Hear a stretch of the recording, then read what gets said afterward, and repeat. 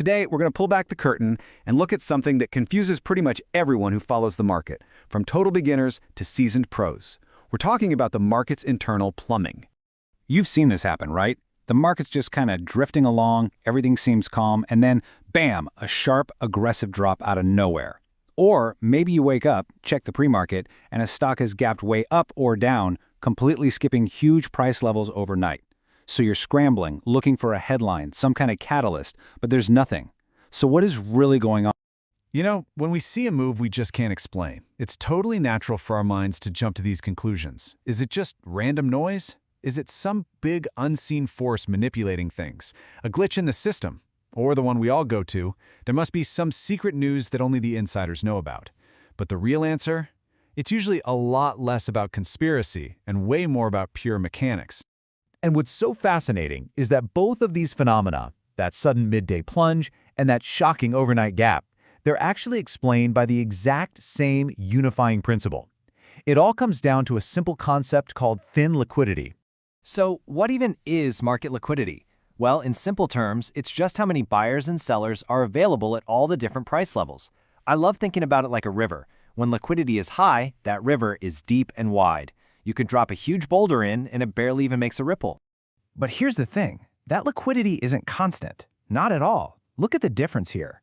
At the market open, liquidity is super high. Tons of buyers, tons of sellers, big orders get soaked up easily, and prices are generally more stable.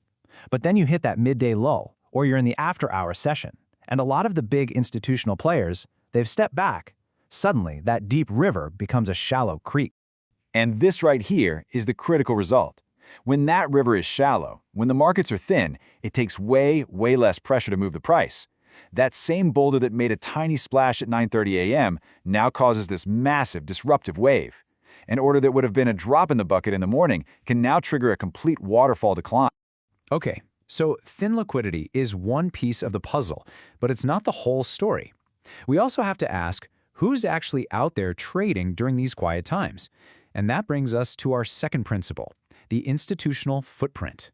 See, the big institutions, they don't just go home. A lot of times, they have these massive orders that their computer algorithms have to execute throughout the day. And if they have to sell into that thin midday market, well, they're going to do it. More importantly, major news like earnings reports, that stuff is often released when the U.S. market is closed. Those institutions have to react in the pre-market. And let's not forget, markets in Europe and Asia are humming along, and what happens there can force a repricing over here before our market even opens. And this is exactly how that sharp, out-of-the-blue drop happens. Just imagine a big institutional sell program kicks in. Its algorithm starts hammering orders into that thin market. With fewer buyers around to absorb them, the price just slices through key levels. So what happens next? A wave of automated stop-loss orders from retail traders like us gets triggered. And suddenly, you have a cascade. The drop just feeds on itself, getting faster and faster. And believe it or not, that exact same mechanic is what creates those overnight gaps. It isn't some weird glitch or a vacuum where nothing happened. It's actually the market being incredibly efficient, processing new information in a low liquidity environment to find a new, fair price before the opening bell even rings. So this all leads to a really important point about our constant and often flawed search for why. Let's look at two completely different ways you can interpret the exact same sharp price move. Over on the left, you've got the headline view. You see a drop, and your brain immediately starts hunting for a story. Oh, it has to be secret news, or this is total manipulation. But the structural view, what's actually happening under the hood, is so much simpler. What you're really seeing is a liquidity imbalance. You're seeing institutional positioning, and you're seeing the market do its job, efficiently repricing. One view looks for a narrative, the other understands the machine. And this is really the heart of it all. The reason for these wild moves is rarely in the headlines you're scrambling to find. It's hidden in plain sight, right there in the market's internal plumbing, and the simple, powerful mechanics of order flow and liquidity. Okay, so let's put this all together. Let's arm you with a new, and frankly more accurate mental model for understanding what you're actually seeing every single day. If you take just one single thing away from all this, let it be this sentence. Price movement is a function of structural liquidity and institutional positioning, not just external events. Truly understanding that can completely reframe how you look at a price chart.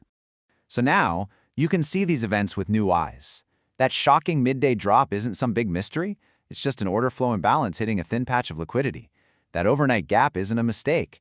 It's the market's most efficient path to a new price.